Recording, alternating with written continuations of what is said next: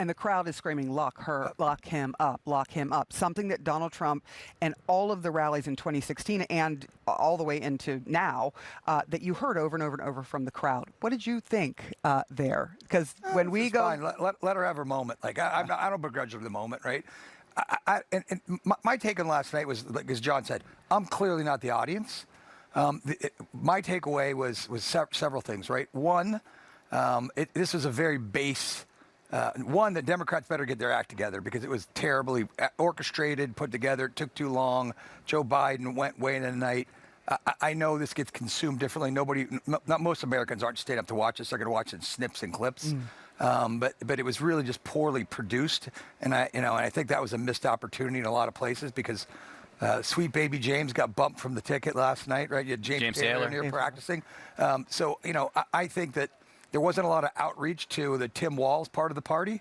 If you're a white working class guy in Erie County, Pennsylvania, nothing spoke to you last night. They weren't going after those voters, the Tim Walz voters last night. It was geared towards, specific, very heavy on abortion, right? Lots of women of color and women. So you're right. My demographic was not the target last night. And so I thought that was kind of interesting. And look, Daniel Dale wasn't around last night. So, I think in terms of fact checking, just a couple quick fact checks here to provide Daniel Dale. He's got his notebook. The convention didn't run long, as the convention planner said, because of applause. Okay, this is factually not correct. It didn't run long because of applause. It ran long because of poor planning. Hey, the guy's right. I mean, the liberal media is mad, right? Pro-Trump CNN analyst literally complains that the DNC wasn't white enough and a lot of women of color. My demographics not targeted. Yo, y'all do realize the only reason Trump lost in 2020 is because he lost some support with white voters. Y'all do know that, right? Y'all know that, right? So this is why, time to time I look at liberal media. This is Mediaite, left wing. Let me take this thing. They're blocking me. A left wing news website, right? So they take everything from a left wing perspective, right? You got Doug Emhoff telling convention about rambling voicemail he left Kamala while asking her out. She's making me listen to it every anniversary. Like, is this like weak milk toast messaging towards men? You got to be effeminate, you got to be soft, you got to be passive submissive, all this stuff. And the very same thing, if you tell a feminist to be this thing, she'll say it's oppressive, but it's okay for men to be this way. Make it make sense, right? And James Carwell has been warning about the Democrats losing men, speaking like NPR. This is exactly the problem with the messaging from the Democratic Party, but they don't listen. You saw day 2, I just showed you a video of the Obama speaking at the convention and all this jazz.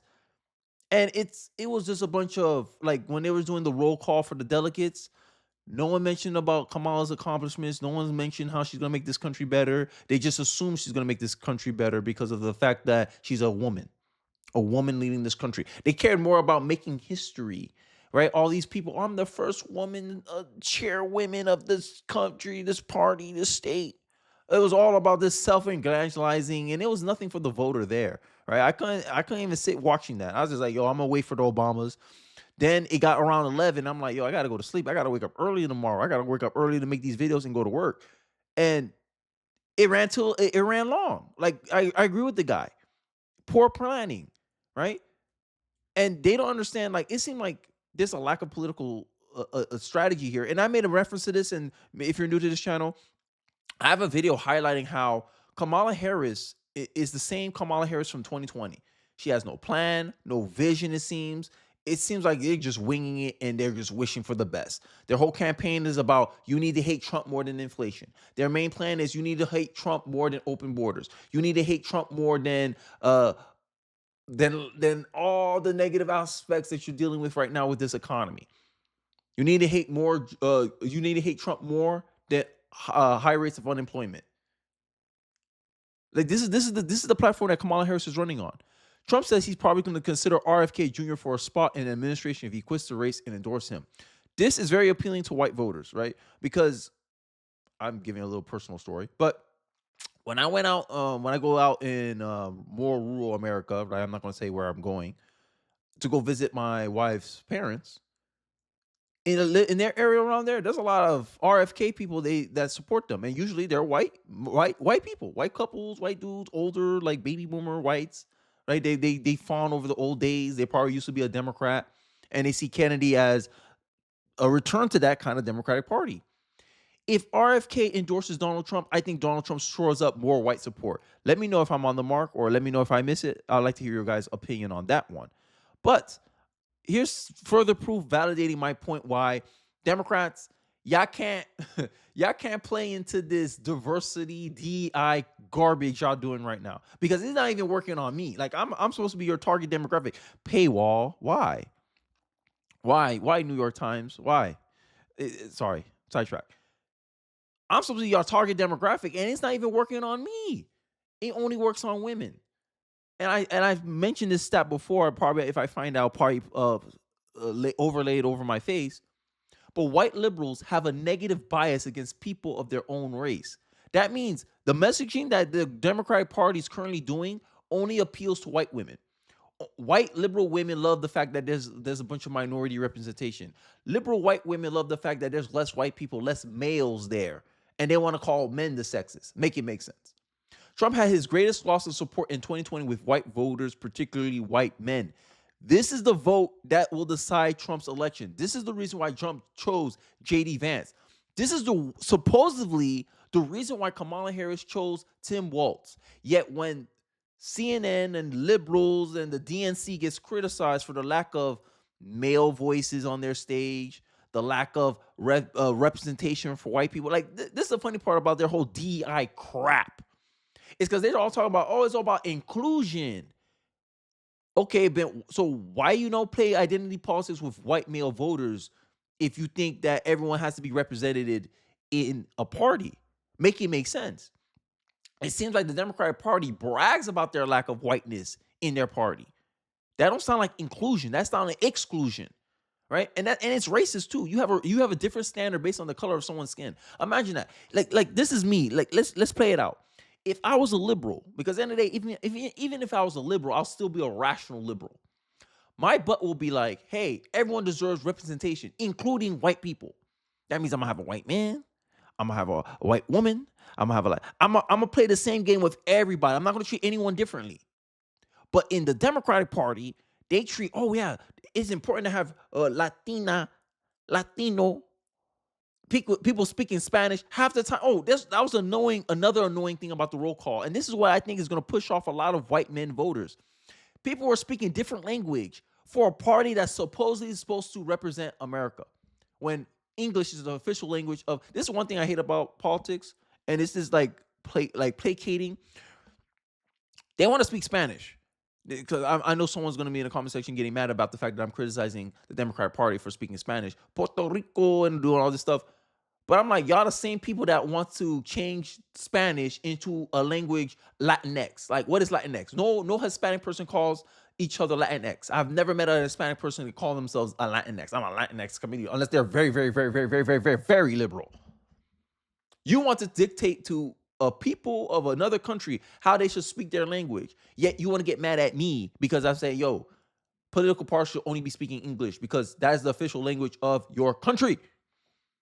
Oh, but you got to be accommodating. No, you're kissing ass, and we all know this. Sorry, excuse my French. But back to my point. You want to make sure these people are represented, but you don't want white people represented. You don't want white men represented. Now imagine if I did the same thing and I say, hey, look, I don't want who's gonna get mad about something? Let's say black women. I don't want black women represented. Y'all call me a sexist and a racist. But y'all not sexist and racist because y'all don't want a white man complaining about the fact that there's a lack of representation for his voting bloc, the voting bloc you need to win in 2024. Like, if y'all lose this election, it's your own fault because y'all doing a lot of dumb stuff. Y'all not talking about any solutions. Y'all not running on any accomplishments. Any policy positions you put out, it seems to it's forecast to make the situation worse in America. Just like during the 2020 debates. Everything Donald Trump said about Joe Biden's Build Back Better plan happened. Hey, your investments are gonna go down. You're gonna have a hard time. It ain't gonna be no recovery. I mean, it looks like a recovery. And look, the wealthy people are doing good. They're doing just fine. Their assets are increasing along with inflation. But if you don't own any assets, if you don't own a house, You struggling right now. 20% of your income gone. 20% of your buying power gone. You buy less products with the same amount of money in your budget. If you spend $600 on groceries, you could in 2021, in 2024, that same $600 buy you less groceries. That means you had to spend more to get the same amount of grocery items. That's why I'm saying the DNC. I don't see no vision, man. At least with the RNC, they have some vision. They have some forecast. Hey, look, America is right now. Look, like RNC recognize the reality. Hey, America right now isn't great, but we can make it great again. This is how we'll do it. We'll move away from the radical leftism, all these policies that bring us record inflation. We talked about the issues in the RNC. I've still not heard an issue talked about in the DNC other than abortion.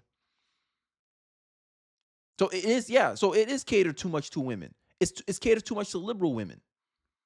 And that kind of emotionalism is not going to work with men, especially during hard times. Men, one thing about men, when hard times hit, we put all this issue away. We're like, hey, F this. I don't care if I'm a Democrat.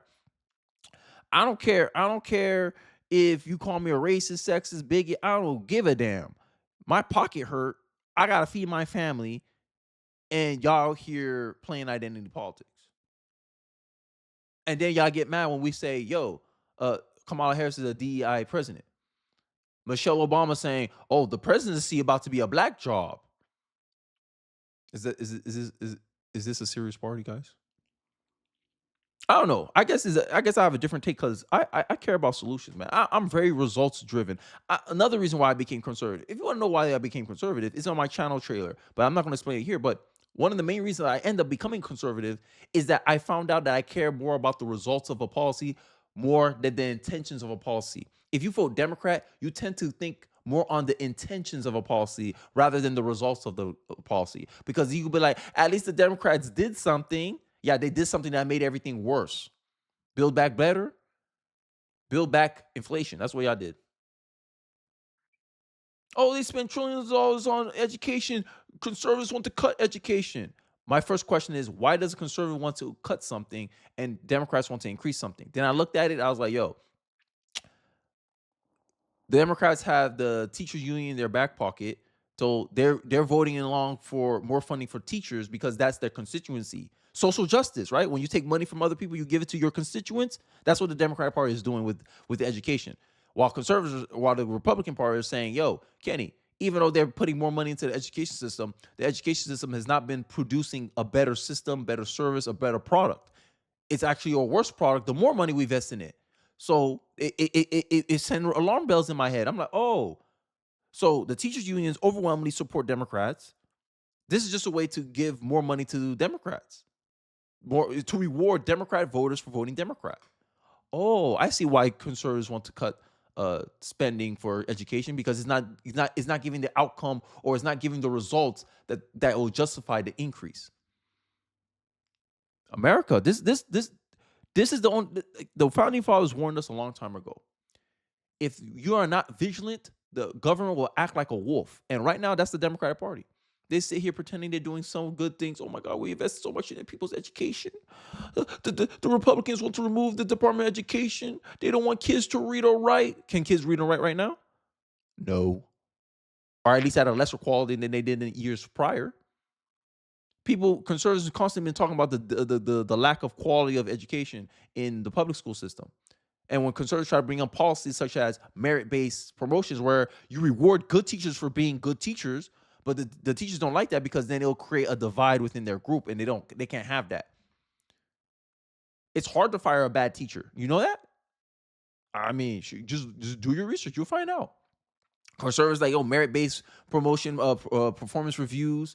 You got teachers who want to remove tests because they know they use test scores to evaluate how good of a service is being provided to the kids, how good of an education is being provided to the kids. Every solution to make the service itself, the product itself, better product, Democrats are against it. The teachers unions are against it. So you show me your motive. But me as a parent, I'm supposed to sit here and believe that teacher unions act in my best interest. No. Teachers unions only act in their own best interest, in the teacher's best interest. They want job security. They want to get paid more, even though they only work, 9 months out of the year? I'm just saying. I work year round. People work year round. Most people only take 21 days vacation. Teachers get more than that, and they still get paid about what, 40, 50K a year, working 9 months. That's a good pay. I'm just saying. I'm just saying. Don't hate me. I'm just saying. But I digress. Let me know your thoughts in the comment section below. Do you agree with the synopsis of the guy in the intro? Do you believe that the Democratic Party is not focused enough on the white male vote, which is the biggest vote they need currently to actually decide the 2024 election? Do you agree with me that the white male vote will be the deciding factor for the 2024 election? I'd like to hear your thoughts in the comment section below. Don't forget to like, comment, subscribe, and I'll catch you guys on the next one. Peace.